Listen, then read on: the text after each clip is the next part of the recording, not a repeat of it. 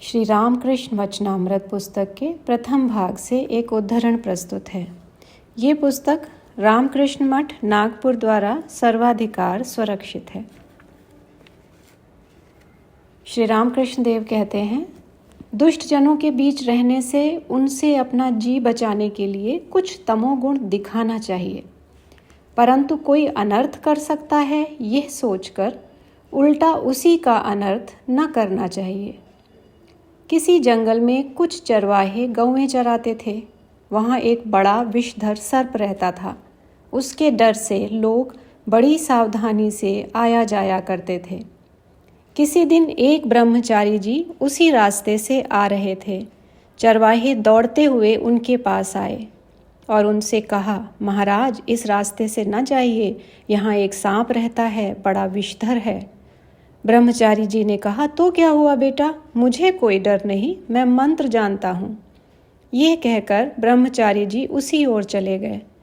डर के मारे चरवाहे उनके साथ न गए। इधर सांप फन उठाए झपटता चला आ रहा था, लेकिन पास पहुँचने के पहले ही ब्रह्मचारी जी ने मंत्र पढ़ा। सांप आकर उनके पैरों पर लोटने लगा। ब्रह्मचारी जी ने कहा, तू भला हिंसा क्यों करता है? ले, मैं तुझे मंत्र देता हूँ। इस मंत्र को जपेगा तो ईश्वर पर भक्ति होगी, तुझे ईश्वर के दर्शन होंगे, फिर ये हिंसा वृत्ति न रह जाएगी। ये कहकर ब्रह्मचारी जी ने सांप को मंत्र दिया। मंत्र पाकर सांप ने गुरु को प्रणाम किया और पूछा, भगवान, मैं क्या साधना करूँ? गुरु ने कहा, इस मंत्र को जप और हिंसा छोड़ दे। चलते समय ब्रह्मचारी जी फिर आने का वचन दे गए। इस प्रकार कुछ दिन बीत गए। चरवाहों ने देखा सांप अब काटता नहीं, ढेला मारने पर भी गुस्सा नहीं होता, केंचुए की तरह हो गया है। एक दिन चरवाहों ने उसके पास जाकर पूंछ पकड़कर उसे घुमाया और वहीं पटक दिया। सांप के मुख से खून बह निकला। वो बेहोश पड़ा रहा, हिलडुल तक न सकता था। चरवाहों ने सोचा कि सांप मर गया और ये सोचकर वहाँ से चले गए। जब बहुत रात बीती तब सांप होश में आया और धीरे धीरे अपने बिल के भीतर गया। देह चूर चूर हो गई थी, हिलने तक की शक्ति नहीं बची थी। बहुत दिनों के बाद जब चोट कुछ अच्छी हुई तब भोजन की खोज में वो बाहर निकला। जब से मारा गया था तब से सिर्फ रात को ही बाहर निकलता था, हिंसा करता ही ना था, सिर्फ घास फूस फल फूल खाकर रह जाता था। साल भर बाद ब्रह्मचारी फिर आए। आते ही सांप की खोज करने लगे। चरवाहों ने कहा, वो तो मर गया।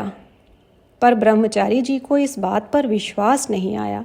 वो जानते थे कि जो मंत्र वो दे गए हैं वो जब तक सिद्ध नहीं होगा तब तक उसकी देह छूट नहीं सकती। ढूंढते हुए उसी ओर वे अपने दिए हुए नाम से सांप को पुकारने लगे। बिल से गुरुदेव की आवाज़ सुनकर सांप निकल आया और बड़े भक्ति भाव से प्रणाम किया।